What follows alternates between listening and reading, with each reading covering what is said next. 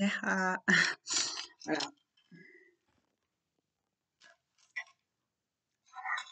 c'est mon petit badge.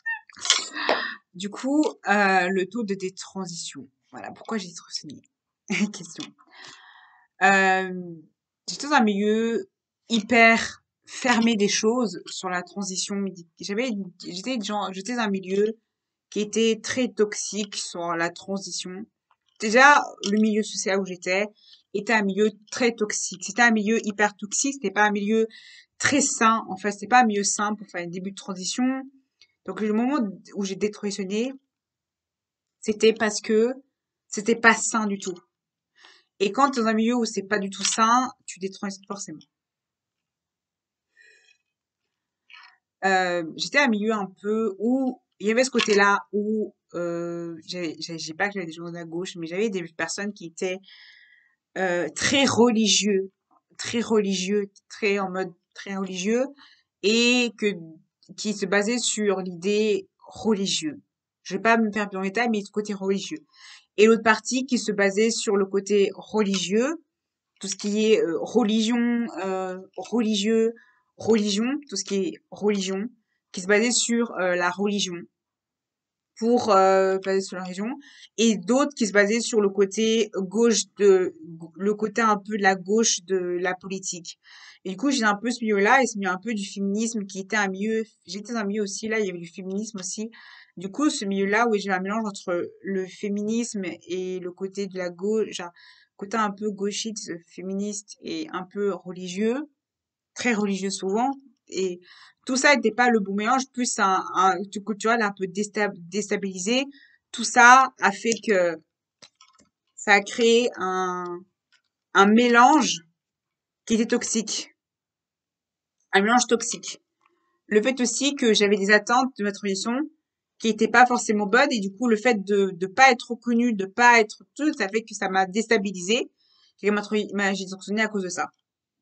En gros, c'est vraiment les raisons de ma transition, c'était la raison du fait que j'ai j'ai réussi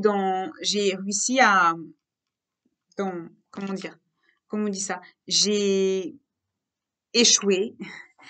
Cette manière, il y avait des idées aussi, et je pense que c'est pour ça aussi que non seulement j'ai transitionné, et je pense aussi que c'est pour ça aussi que j'ai cru les thérapies de conversion. Je pense aussi pour ça que j'ai cru aux thérapies de conversion.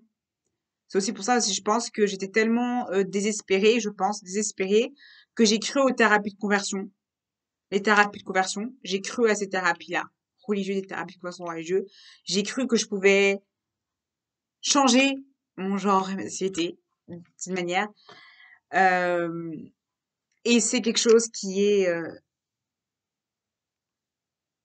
pas facile parce que en gros, on aussi ce côté-là où j'ai eu des gens LGBT qui étaient très radical dans la manière de penser, pas qui n'étaient pas vraiment ouverts d'esprit, qui n'étaient pas ouverts d'esprit, donc comme certains LGBT qui étaient pas fermés, jamais fermés LGBT.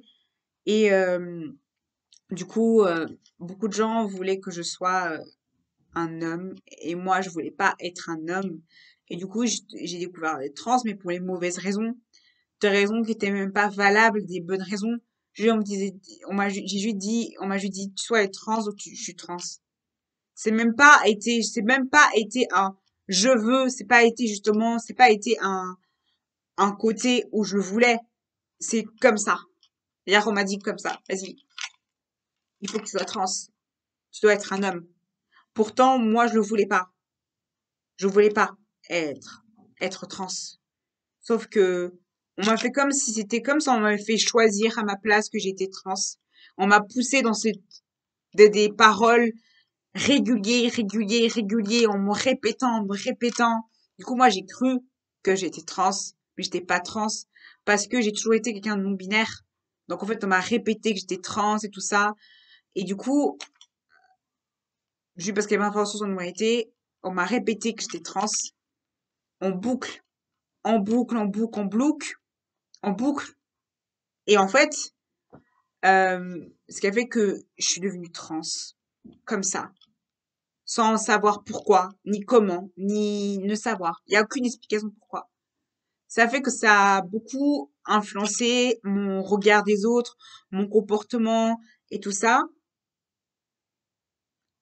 Est-ce que je regrette d'avoir été un homme trans, gay, à l'époque?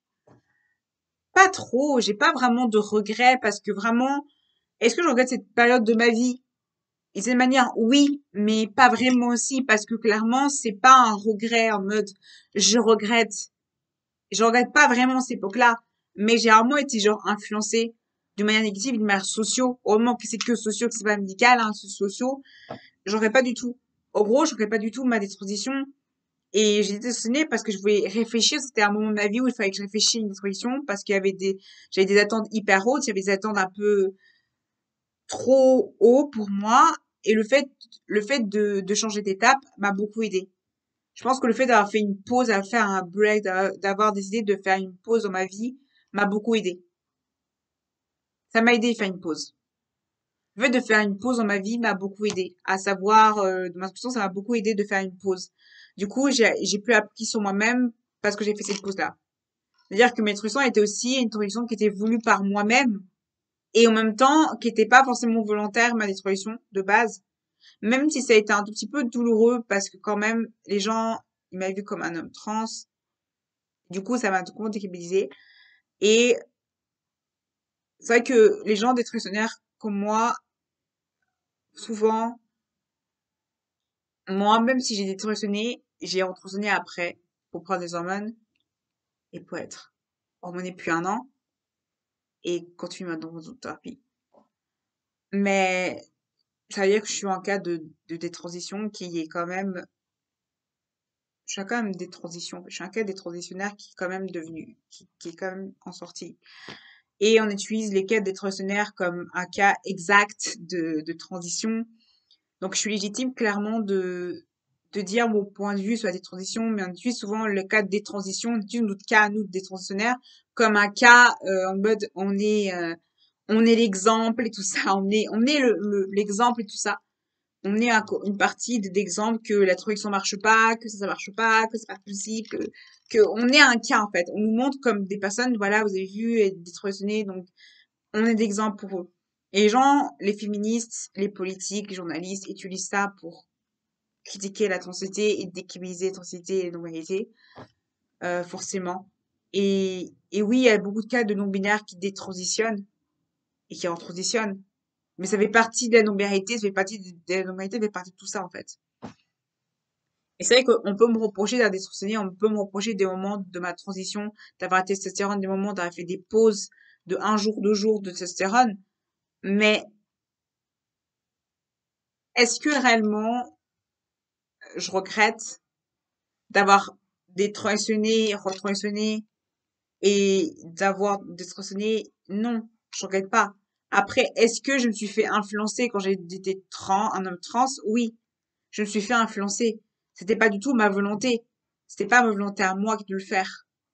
Mais je regrette pas aussi parce que j'ai vécu une super expérience malgré ça.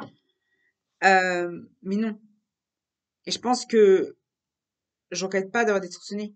Après, l'état de conscience, ça m'a réellement traumatisée, ça m'a fait des traumatismes psychologiques et mentaux qui fait que j'ai plus forcément confiance aux gens. Mais après, au niveau des thérapies, moi, je croyais que en changeant mon genre, j'allais devenir une personne. Je pensais que j'allais redevenir hétéro, ou redevenir quelqu'un qui avait une sexualité bien, ou redevenir une personne qui était non du genre. Et c'est genre, ça fait souffrir en fait. Ça fait souffrir en fait de se dire que les gens croient que tu es. Les gens croient que tu es. Quand t'as signé, t'as tout des compagnes, tu fais tes compagnes, ils t'expliquent. Le bien vu, t'as des gens qui témoignent en disant que grâce à la destruction, grâce à la destruction, ils sont bien, grâce à la religion, ils vont changer, ils vont devenir des personnes. Toi, tu crois tout ça parce que tu es jeune, t'es jeune en fait. Euh, c'est douloureux. Et c'est pas, on sait en parler et les cas comme moi, j'ai l'impression d'être un peu seule dans ce genre de cas-là, de cas de personnes qui ont aussi fait des thérapies de conversion.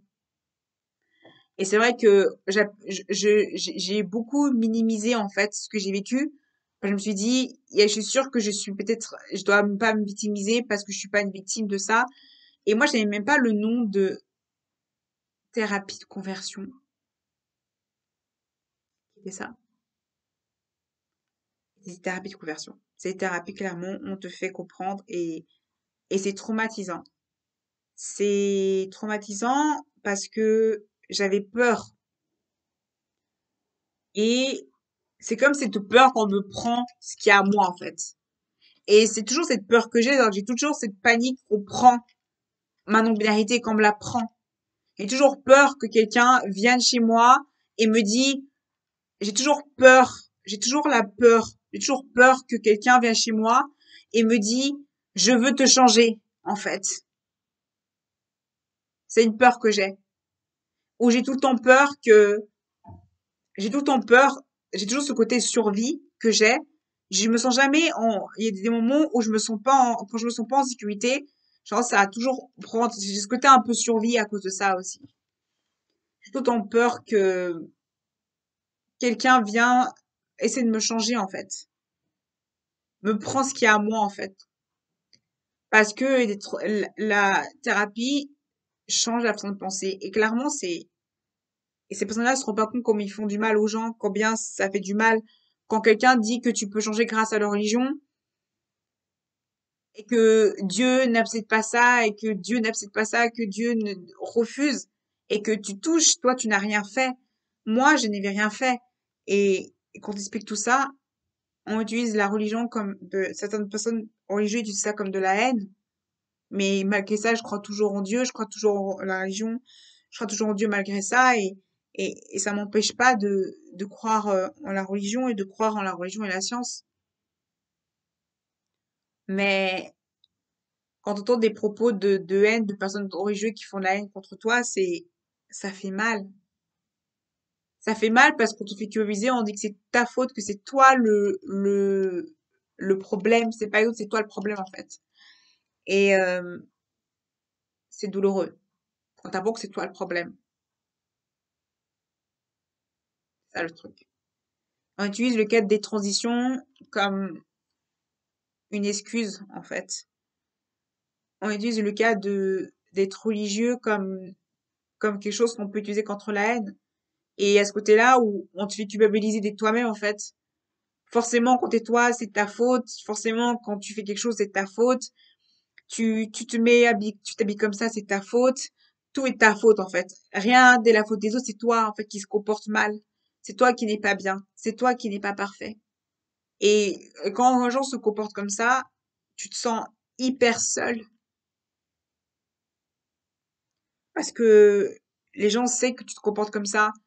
Et, et en fait, les gens, il te faut comprendre que ton comportement, que c'est toi à changer, qu'il faut que tu restes discret, qu'il faut que tu restes posé, qu'il faut pas que tu te montres, faut pas que tu montres ce que tu ressens, faut pas montrer ce que tu vis, faut pas montrer, faut pas t'exprimer, faut pas parler, faut, faut pas rester, faut pas être qui tu es, faut pas montrer vestimentairement, physiquement, mentalement, coupe de cheveux, tout est contrôlé pour que tu sois tout ça. Et les gens te jugent en disant, c'est ta faute.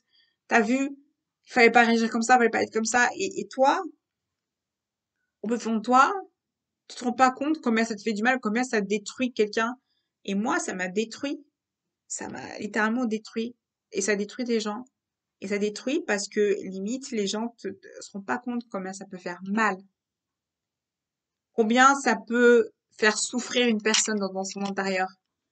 Combien le fait que tu dis que c'est la faute de quelqu'un, que c'est à toi de changer pour les autres. Comment ça peut faire mal? Je dois changer pour les autres parce que les autres ne sont intolérants, parce que les autres ne sont pas acceptables. Je dois retenir de moi-même pendant une seconde. Je dois pas montrer, je dois pas dire ce que je pense, je dois pas m'afficher, je dois pas parler. Et je pense que c'est aussi ça aussi où, je pense que c'est pour ça aussi pourquoi je parle autant de ça. Pourquoi? Parce que j'avais l'impression à l'époque que j'avais pas la conscience de parler. Je pouvais pas parler, je pouvais pas m'habiller comme je voulais, je pouvais pas mettre des cheveux. J'avais l'impression d'être juste contrôlée. J'étais quelqu'un que je n'étais pas du tout. J'étais quelqu'un, pendant tout ce moment-là, j'étais quelqu'un que je n'étais pas. J'étais enfermée dans une petite boîte et en mode, qui tu es? Je suis pas moi. Quand j'ai des photos de cette époque, ça me rend triste parce que je me dis que des gens, il y a des gens, ils disaient, tu es dans le bon chemin. Tu es dans le bon chemin de Dieu. Et ça me faisait mal. Ça me fait mal parce que, au fond, je les croyais, en fait. Et ça fait toujours un peu mal. Ça fait toujours, il y a une partie de moi qui fait toujours, il y a toujours une partie de moi qui a un tout petit peu mal et qui a difficulté avec ça. Et à ce côté-là où les gens, toi, tu n'as rien fait. Moi, je n'ai rien fait, en fait. Je n'ai rien fait dans cette histoire. Je n'ai rien fait et tout ça, je n'ai rien fait du tout. Et les gens te font souffrir et tout ça.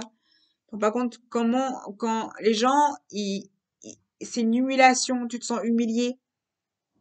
Les gens parlent de sexualité devant tout le monde. Ils passent devant tout le monde, ils disent voilà, on va la guérir. C'est comme si on t'amenait au bûcher et qu'on dit vas-y, on va te couper. C'est pareil. C'est, c'est douloureux psychologiquement. C'est douloureux. T'as l'impression que, j'ai eu l'impression toute ma vie, j'ai eu l'impression de ces moments-là de ma vie, que c'était de ma faute, en fait. Que j'aurais dû écouter Dieu qui m'aurait dit de changer. Que, et les choses, je me dis tout le temps que c'est de ma faute, que j'ai cherché. Que c'était de ma faute, peut-être. Que c'est moi qui ai cherché. Et à ce côté-là où je me dis, je me suis fait agresser, c'est de ma faute. On m'a tellement dit que tout ce que je faisais, mon comportement, m'a dit, ma vie était ma faute parce que j'étais juste moi-même, que, même ton mon sexuel, que j'ai cru que c'était ma faute. Que c'était moi le souci. Et les gens, des fois, je ne faisais rien de mal, en fait. Je suis juste en train de me promener, je suis moi-même. Et les gens venaient vers moi comme ça, m'agresser. Et je vous promets que c'est douloureux. Je vous promets que quand t'as pas de signes et que les gens, juste parce que t'as des signes, ils t'agressent physiquement, c'est douloureux. Parce que physiquement, ils t'agressent. Et toi, t'as rien fait. T'embrasses juste la personne que tu aimes. Et les gens te font du mal. Juste parce que tu te promènes. Juste parce que t'es toi. Juste parce que tu te défends. Du coup, après, tu souffres. T'as envie de pleurer. Mais tu peux pas pleurer. Tu peux pas pleurer. Tu peux pas t'appeler autant. Tu peux pas pleurer. Tu te dis juste, c'est de ma faute. Voilà. C'est ça que thérapie de conversion, c'est vraiment embêtant. On peut envoyer thérapie de conversion, ce qui est des centres de thérapie de conversion, mais tout ce qui est religieux, personne ne dit rien, il n'y a pas de loi, il n'y a rien du tout qui peut empêcher. Les prêtres qui font encore ça, il y en a plein. Et c'est douloureux parce que limite, je pouvais pas parler de ça. Je peux pas en parler. Je peux pas parler de ça. Parce que si j'en parle, c'est comme si on me disait ne parle rien, ne dis pas de sexualité, ne parle de rien, ne parle pas de qui tu es, ne parle rien du tout de toi aux gens que tu connais pas. Et moi, ça m'a fait souffrir, je me sentais toujours un peu seule, je me sentais seule parce que je me disais, tout ce que je vis actuellement, et comme je suis réelle, je me suis rendu compte que tout ça était des bêtises, c'était n'importe quoi, je me suis sentie tellement seule. Je me suis jamais sentie aussi seule de ma vie. Je me suis jamais sentie aussi mal et seule de ma vie. Enfin, je me suis dit, en fait, je me rends compte que je suis seule.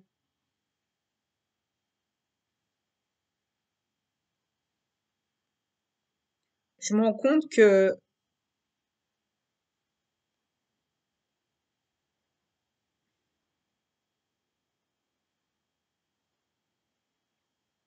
je me rends compte que je suis seule. Je me rends compte que je me rends compte que je suis seule et tout ça. On me disait, tu seras mariée, tu auras des enfants, si tu auras ça, tu auras une belle vie. Et t'as ce côté-là où moi, je me suis toujours sentie enfermée. Genre, je pouvais pas parler. Ça a toujours été un tabou chez moi. Ça a toujours été un tabou. Un tabou, ça a toujours été un tabou pour tout. J'ai jamais eu la possibilité avoir ce ouvert d'esprit, ce côté où les gens étaient ouverts d'esprit sur ça. Ils laissaient faire ce que je voulais. Non, non, non, j'ai eu des gens hyper fermés d'esprit. Ce qui fait que des moments, j'étais un peu la bête de foire, le mauvais exemple. Et ça m'a toujours un peu fait mal, en fait. Ça m'a toujours fait souffrir. parce que on fait comprendre que tu es Satan, que tu es le diable, que tu es le fait que tu fais le fait que tu fais que tu es un mauvais exemple, que tu es un mauvais exemple, que pour eux tu es un mauvais exemple d'être. Pour eux, t'es un mauvais exemple. Pour eux, il faut que tu sois. Il m'a dit comment tu peux, avec ton sexuel, comment tu peux croire en Dieu, avec ce que tu es, comment tu peux croire en Dieu. Et, et je crois toujours en Dieu. Malgré ça, je prie, je prie, je prie, je crois en Dieu, malgré ça. Parce que j'ai la foi. Mais avec ça, on me dit, t'es complètement opposé, tout ça. Et c'est ça aussi qui m'énerve, c'est que, ce qui m'énerve, c'est que, on me trouve, ce qui m'énervait à l'époque, et ce qui me rendrait triste, c'est que j'avais toute cette colère en moi, et j'ai pas pu exprimer cette colère-là. Parce que j'étais en colère contre les personnes qui m'ont dit ce genre de phrases. Colère parce que j'étais innocent, que c'était de l'innocence, c'était pas du tout de la connaissance, et que je me confiais à tout le monde parce que j'étais innocent, parce que je me rendais pas compte de ce que je disais, je me rendais pas compte de ce que je faisais. En fait, on me reproche d'être innocent, d'être innocent. Pour moi, ça m'énerve qu'on mélange le genre et la religion. Ça n'a rien à voir. Pour moi, la sexualité, ça n'a rien à voir avec la religion. Pour moi, faut pas mélanger religion et on peut mélanger religion et sexualité et être épanoui. Pas du tout. Il faut séparer religion et sexualité, c'est complètement différent. Et, genre, c'est, genre, il faut pas mélanger, genre, quand je dis mélanger, ça, il faut pas mélanger les deux. Mais, faut pas séparer entre la religion et la sexualité et le genre, c'est pas pareil du tout. Et il y a des gens qui utilisent les prétextes de la religion pour, certaines personnes utilisent les prétextes de la religion pour donner la haine aux autres. Et les gens comme ça, ils t'envoient de la haine comme ça. Tu n'as rien fait en fait. Tu n'as rien fait, ils t'envoient de la haine comme ça. Et ce côté-là où c'est déstabilisant. C'est actuellement ce que je vois sur les réseaux sociaux, c'est par exemple des gens qui envoient la haine comme ça. Juste parce que on est bien. Quand même entre pots, on nous envoie de la haine comme ça. Sans, sans forcément poser. Et les gens utilisent des transitions ou la transition comme un exemple que on est normal, que c'est des exemples de personnes. Et nous, et c'est ce côté-là où c'est tellement, les journalistes et les féministes utilisent certains féministes religieux utilisent ça comme exemple. Genre la gauche, genre, les gens, la gauche, les féministes radicales, les religieux radicaux utilisent ça comme idée, en fait. Et du coup, ça peut briser quelqu'un. Et ça, on se rend pas compte que ça peut briser quelqu'un. Ça, en mode, ouais, on s'en fout, ça brise personne. Si, ça brise quelqu'un, en fait. Ça peut briser une identité de quelqu'un. Ça peut le faire du mal, ça peut créer des traumatismes sur ça. Et c'est ce côté-là où les gens qui ont des thérapies de conversion, ils disent sûrement pas. Souvent, ils se confient pas, ils ne disent pas. Parce qu'ils ont tellement peur des préjugés, on te fait comprendre que tu dois pas dire, que tu dois pas, tu dois te taire et tout ça. Et en fait, c'est ça aussi qui est douloureux, c'est que forcément, on te dit, tais-toi, ne dis rien, ne dis pas ce qui t'est arrivé. Parce que, forcément, c'est préjugé, tu vois. On dit, ne dis rien, ne fais rien, ne t'affiche pas en sociaux, ne montre pas, ne parle pas. Il faut que c'est garde au privé, il faut que ça reste privé, en fait. Et ce côté-là où toute ma vie on me dit reste en privé, ne parle pas de activités au privé, ne parle pas de ton façon, mets ça tout au privé, c'est privé, pourquoi tu t'affiches, pourquoi tu montres aux gens? Mais je suis normale, c'est moi en fait, je suis comme ça. Et ça m'énerve parce que ça m'a toujours blessée. Ça m'a blessée parce que le fait qu'on me parle pas de ça, le fait que ça m'a plus fait du mal. Parce que le fait qu'on garde ça comme un tabou, comme pas quelque chose de ouvert, mais comme un tabou, comme quelque chose qui est tabou et tout ça, m'a fait encore plus de mal. Parce que, en fait, ça m'a pas aidé, ça a empiré. Ça m'a rendu encore plus dans le fond du trou, en fait.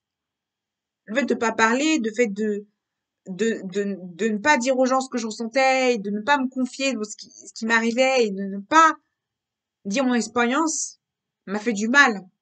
J'aurais aimé dire ce que j'ai vécu. Parce que actuellement, j'ai un recul. Mais à l'époque, je me sentais tellement seule. J'avais l'impression qu'il y avait personne comme moi. On me disait, oui, mais c'est pour un statut que t'es, on me disait que c'est une lubie, que c'est un statut, que je suis ça pour un statut et tout ça. C'est pas du tout pour un statut que je suis non binaire, c'est pas pour un statut que je montre mon socio, je fais ça juste pour apprendre aux gens et éduquer les gens sur ça. Et je suis honnête, c'est dans ça, je sais pas mentir. Et, et parce que moi, j'aurais aimé avoir sur des vidéos à l'époque, parce que j'ai pas de témoignage, en fait. Du coup, j'avais pas de témoignage de personne. Du coup, moi, j'étais en mode, je suis seule au monde, en fait, à avoir vécu ça. Et je vous promets que quand on est seul, on se dit, forcément, j'ai envie de finir mes jours, quoi. J'en peux plus, je finis mes jours. J'ai envie juste d'en finir, c'est tout. Je veux juste être dans la tombe, c'est tout. J'ai pas envie de vivre, en fait. Quand t'as vécu ça, t'as pas envie de vivre. T'as juste envie de dire, ok, il va dans la tombe. Et j'ai déjà pensé à être dans la tombe. Et c'est réel. J'ai tellement vécu quelque chose de difficile que j'avais juste envie d'être dans la tombe et pas du tout souffrir. J'ai juste pas envie de vivre, en fait. L'envie de vivre n'était pas possible. Et les gens me disaient, c'est ça aussi qui est douloureux. Je pense que c'est le fait aussi qu'il n'y a pas de témoignage, qu'il n'y a pas de gens qui se confient, il n'y a pas de gens. Et je pense que c'est ça aussi qui fait plus mal, c'est que tu dis que tu es seul. Que tu es seul à vivre et qu'on te laisse tomber. Et moi, je me sentis, quand j'étais enseignée, j'ai l'impression que tout le monde m'a laissé tomber en mode, on veut plus de toi, vas-y, pars. J'aurais aimé qu'on me soutienne. J'aurais aimé avoir des vidéos, j'aurais aimé avoir des informations, j'aurais aimé avoir tout ça. Que je n'ai pas eu, en fait. Que moi-même, je n'ai pas eu. J'ai envie de donner aux gens ce que moi, je n'ai pas eu à voir. C'est pas, je veux sauver, je sais que les gens disent oui, le syndrome du sauveur, tout ça, je sais. Mais tout ce que moi, j'ai pas eu, j'ai pas envie que les autres personnes vivent ce que moi j'ai vécu, j'ai pas envie que les générations suivantes vivent ce que moi j'ai vécu. Ça veut dire que se faire, et moi, je trouve que, par exemple, ce qui se passe dans les réseaux sociaux, ça résume exactement, ce qui vit dans les réseaux sociaux actuellement, ça résume exactement ce côté-là où les gens te critiquent, te critiquent, te critiquent, te critiquent, te critiquent. Et oui, il y a des gens qui sont pas vraiment trans, qui transitionnent pour devenir trans, et ça arrive. Oui, ça arrive. Mais utiliser les dispositions comme un exemple même pour des dispositions et utiliser ça comme un exemple, c'est horrible. Utiliser des personnes, des ex-gays et que le mouvement ex-gay est un mouvement le mouvement ex-gay est un mouvement qui est quand même assez dur et c'est ce côté-là où on a des émissions de ex-gay, genre, vous voyez les ex-gays, genre, le mouvement ex-gay, qui est un mouvement pour les ex-gays, genre, les, les gays qui ont changé grâce à leur religion. Je suis pas contre eux, hein. Si eux, ils croient que tout ça, mais tu resteras toujours gay, toujours, toute ta vie, tu resteras trans ou gay. En fait, tu peux faire tout ce que tu veux. Tu peux sortir avec une femme, avoir des enfants. Tu resteras forcément gay ou non binaire à un moment ou à un autre.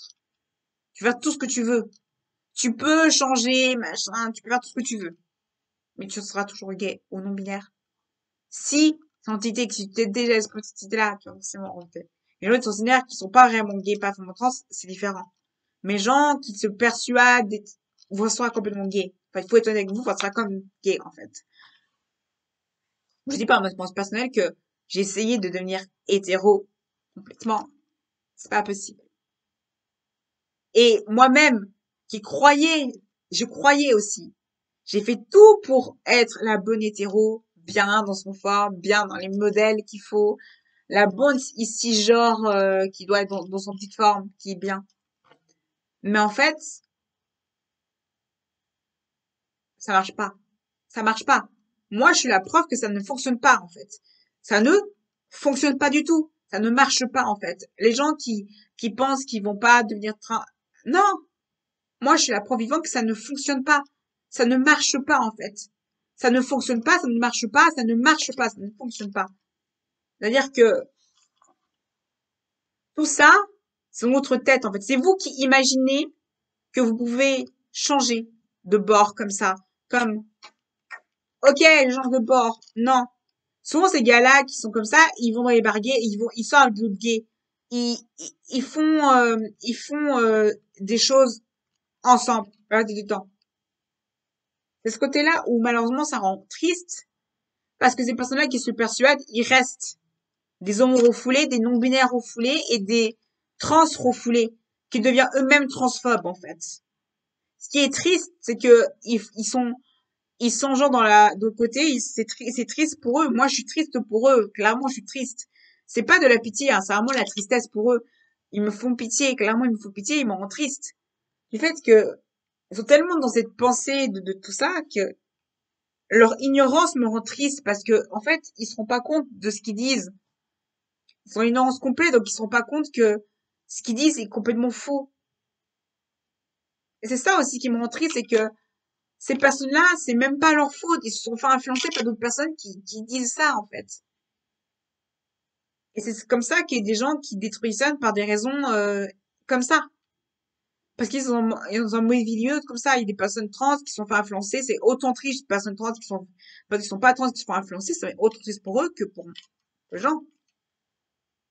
Pour moi, ça me rend triste du fait que ces personnes-là, ils se trompent sur qui ils sont.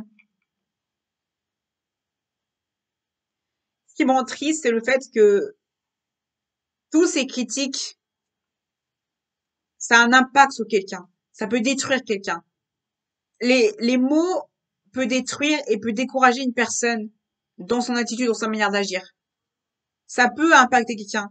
Moi, j'étais ce genre de jeune comme ça, où, au début de transition, le fait d'un genre de mots me faisait du mal, en fait. Genre de mots comme ça qui pousse quelqu'un à faire du mal. Chaque mot de haine que vous avez fait du mal à quelqu'un. Ça peut détruire une identité de quelqu'un.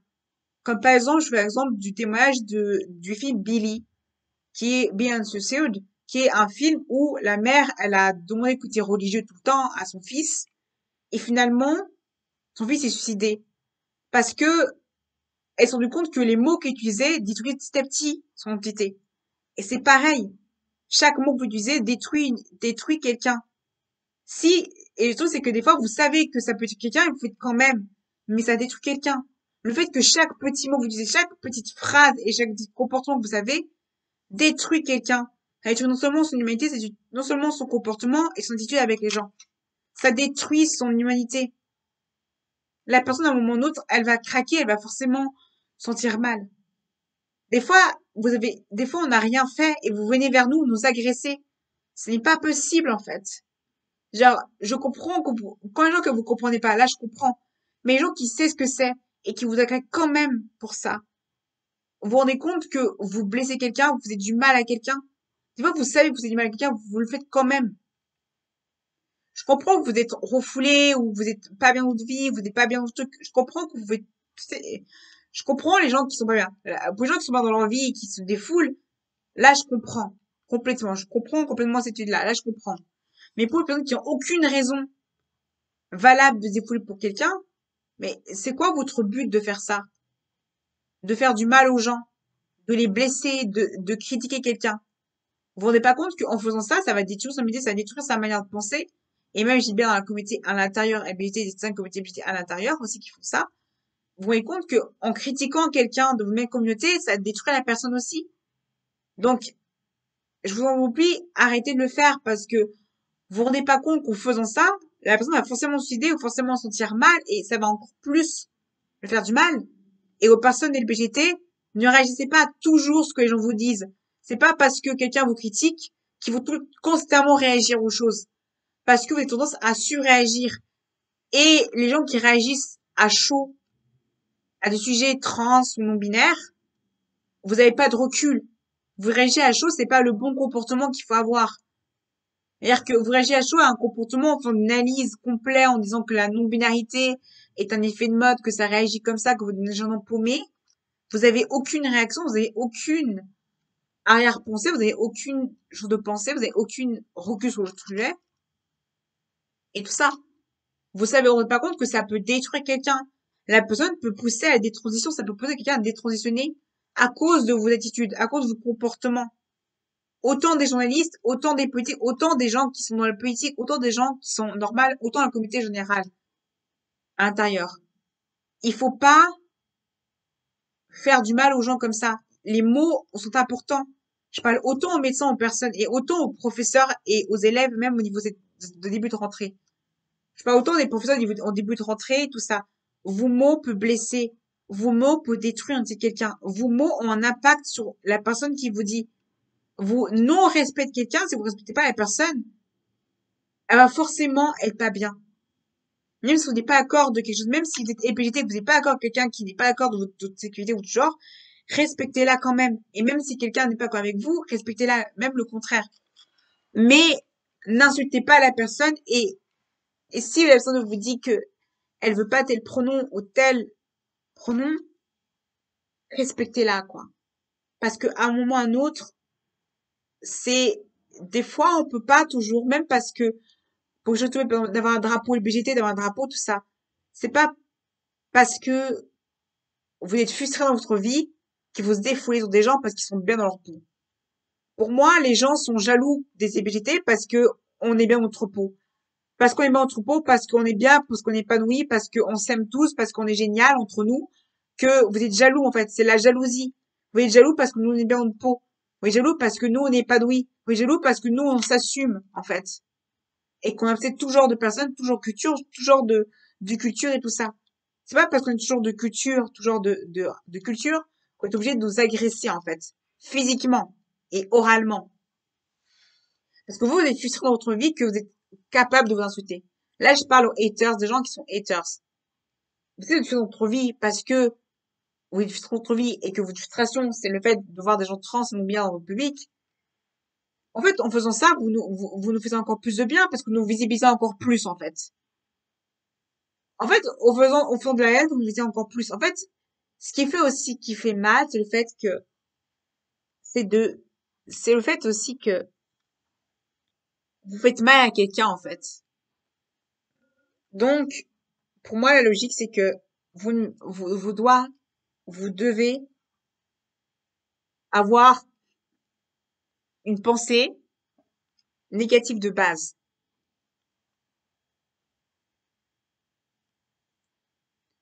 Pour moi,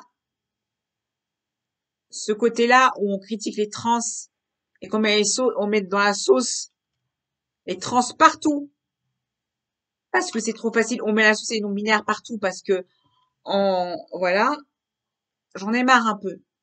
Si vous n'êtes pas content,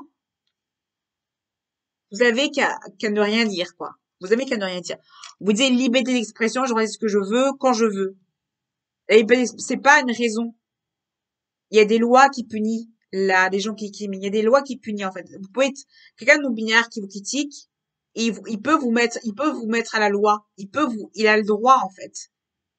Il a le droit une personne non-binaire, une personne trans a le droit, juridiquement, de porter plainte contre vous. Parce que vous êtes discriminant. Et, clairement, vous avez le droit de refuser une personne trans, mais pas en l'insultant, en décrivant son identité, en fait. Et beaucoup de gens vont me dire, ouais, mais tu n'as pas le statut pour dire toutes ces phrases, tu n'es pas justifié pour dire toutes ces phrases, tu fais ça juste pour tu fais juste ça pour avoir un statut. Non! Je fais ça parce que j'ai été enseignante depuis 12 ans. Je fais ça juste pour éviter l'accident et pour informer les gens sur le fait qu'il y a des lois, en fait. Et que les lois, ils sont respectables. Qu'il y a des lois. Et qu'il y a la morale. Et qu'il y a des droits humains. Et qu'il y a les droits humains, il y a les droits des hommes et les droits des femmes. Et que vous n'avez pas le droit de faire ça. Vous n'avez pas le droit d'obliger quelqu'un à faire une thérapie de conversion, vous n'avez pas le droit d'obliger quelqu'un, en fait.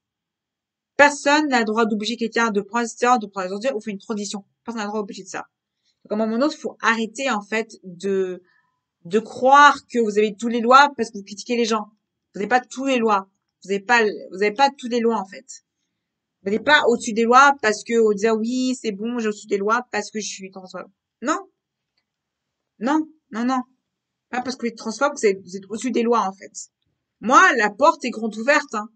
Vous êtes transphobe, vous êtes homophobe, la loi est grande ouverte. Moi, la porte est grande ouverte, hein. Vous pouvez partir.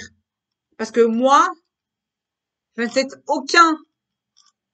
aucune critique, aucune critique non constructive, même constructive, hein, sur votre manière d'agir, de vous comporter comme certains, vous êtes juste vous êtes juste je sais pas, vous êtes juste intolérants. Les gens je parle, j'ai des gens qui font exprès, qui, qui insistent. Vous n'avez pas de dignité, vous n'avez pas honte de le faire. Même des fois des parents qui font ça, mais des personnes âgées, vous n'avez pas honte.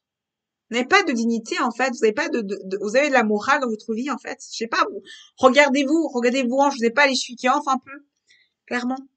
Vous pourrez s'enfuse, mais en fait, vous avez rien. Vous connaissez rien du tout, en fait. Bon, arrêtez de parler à un collègue que vous connaissez pas.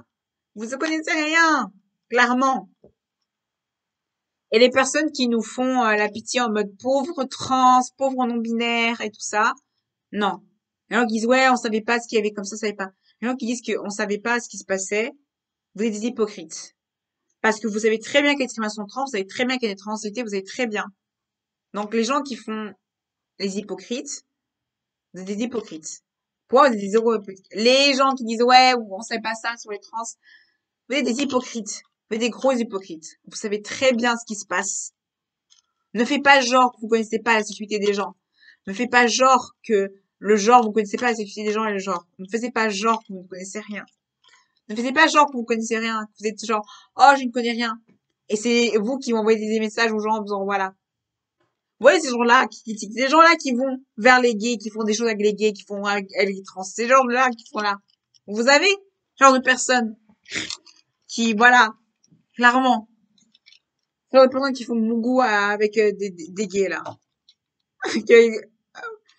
Voilà. En plus, ce genre de gars, j'en ai eu un. Donc, non. Stop. Stop, vraiment.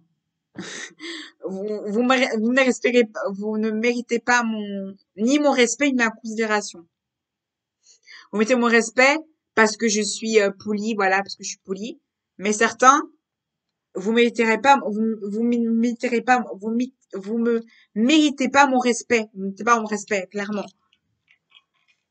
Déjà, il faut respecter les gens, déjà. Moi, je veux dire que quand, après, vous plaignez que nous, on réagit à chaud. Mais vous mettez le sauce dans la chaux, tu vois. Et les LGBT aussi, certains le font. Certains, plutôt que laisser passer, laisser tomber, ils réagissent trop en mode quart de tour, quoi.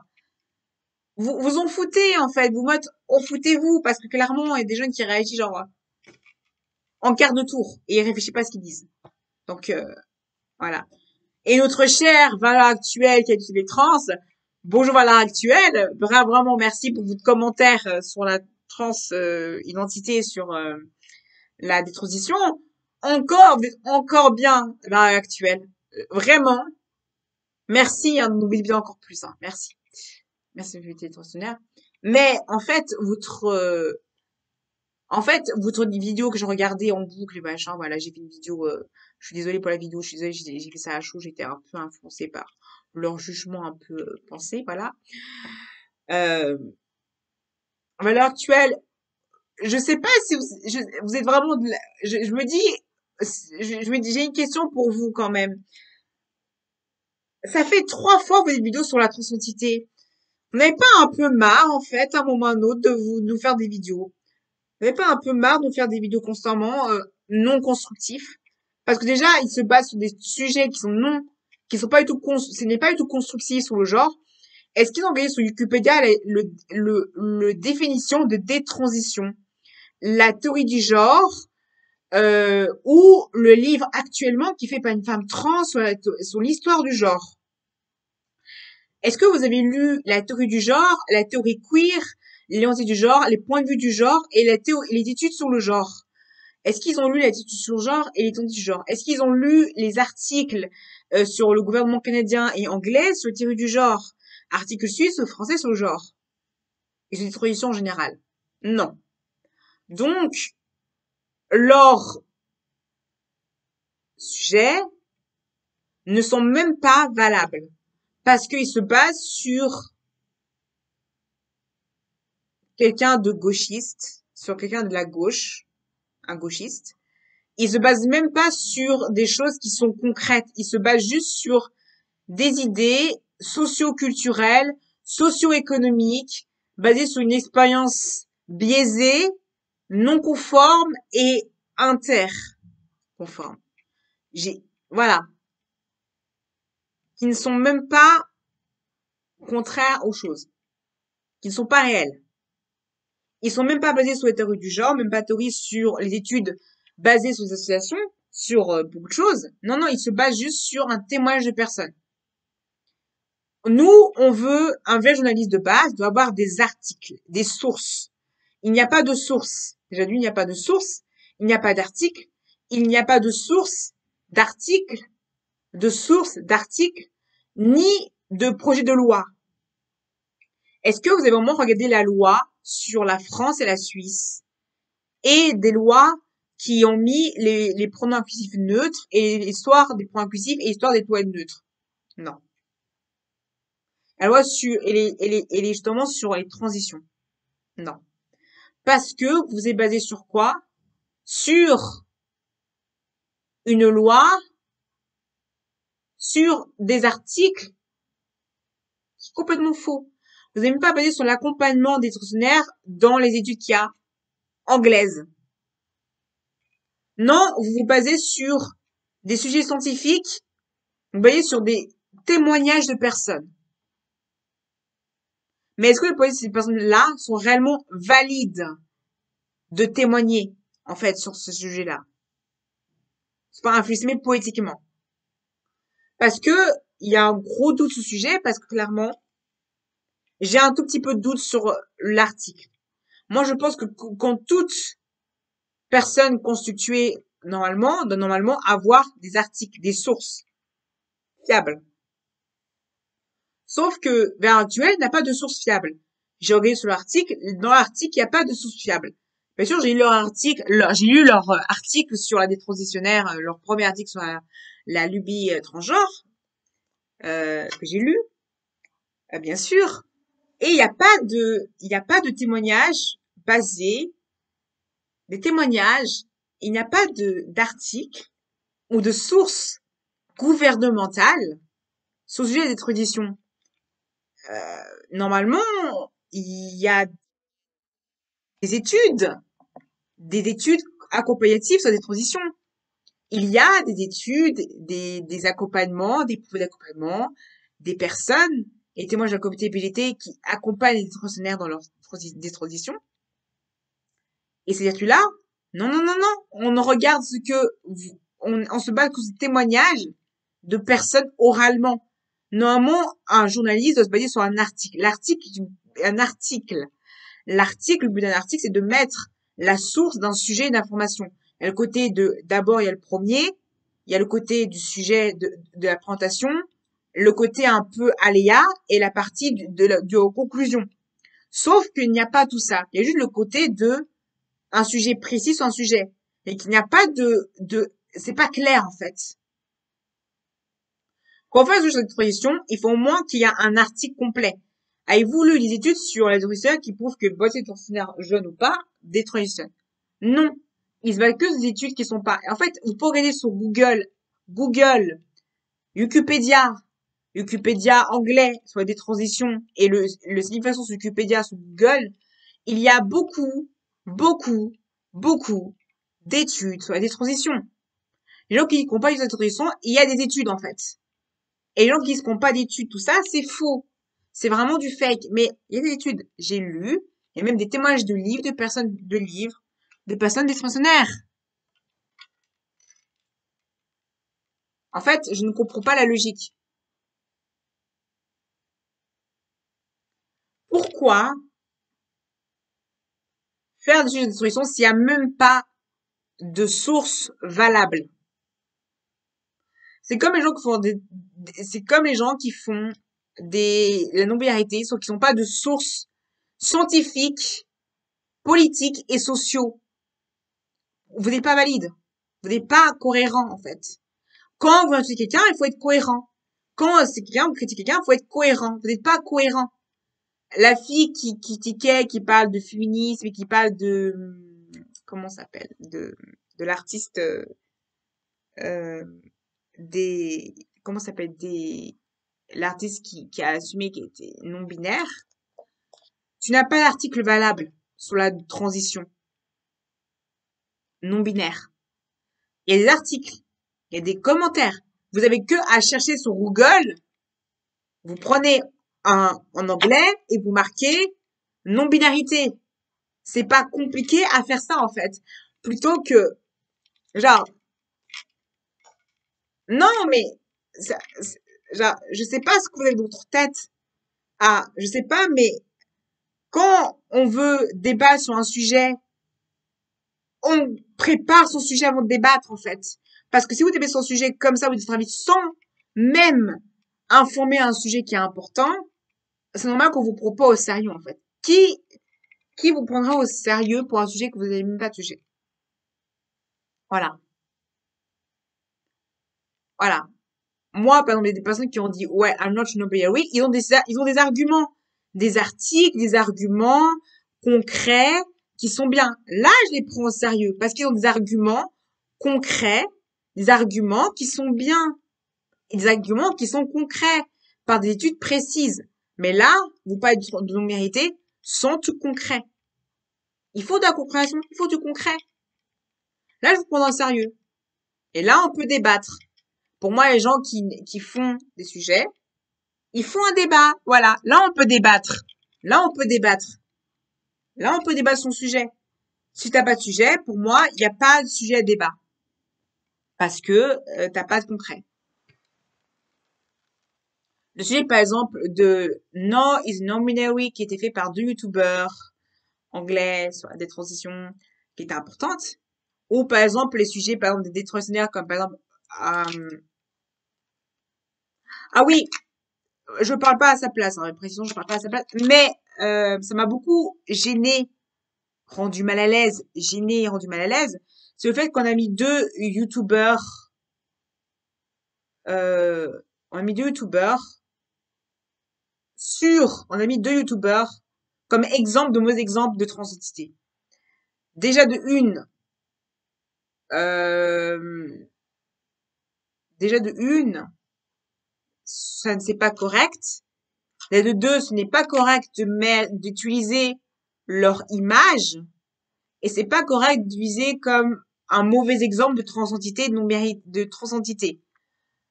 Pour moi, utiliser ces deux youtubeurs, un qui a des transitions et l'autre qui a arrêté, qui continue les hormones, je trouve ça complètement, je sais pas, je trouve ça complètement, parce qu'ils ont des boutons, parce que parce que ils ont ça. Je vais dire ça, mais vous vous basez sur quoi en disant que c'est des mauvais exemples? Parce que leur apparence et leur manière d'agir n'est pas. Et je veux dire, ça, c'est énervant, en fait. Pour moi, le fait d'afficher deux youtubeurs comme, vas-y, c'est des mauvais exemples parce qu'ils étaient jeunes, qu'ils avaient à peu près l'adolescence, qu'ils ont commencé leur transition, est un mauvais exemple. Mais en fait, on va où là? Vous critiquez le fait que vous n'avez même pas d'article qui prouve que être un enfant trans et trans non binaire ou trans est un exemple. Vous n'avez même pas d'article, de sujet, d'article ou d'études scientifiques ou sociales sur les personnes qui sont enfants trans ou enfants non binaires. Donc, vous connaissez même pas ces enfants-là. En fait, pour moi, tant que vous n'avez pas quelque chose de concret, ce n'est pas valide, ce n'est pas correct. Parce que vous basez sur des études qui sont c'est juste des réactions à chaud. Il n'y a pas d'analyse, c'est une analyse qui est une analyse fausse. Quand ils indiquent, il faut normalement, en tant que journaliste, en tant que personne, en tant que journaliste, en tant que youtubeur, avoir des sources de liens qu'on va avoir quand on débat sur le sujet. On n'est pas pensé sur un sujet. Sauf que les gens qui critiquent les non-humanité ou les jeunes ont pas de sources réelles. Ce qui fait que c'est problématique pour eux. Donc, c'est problématique. Bref, c'est tout pour cette vidéo et à bientôt.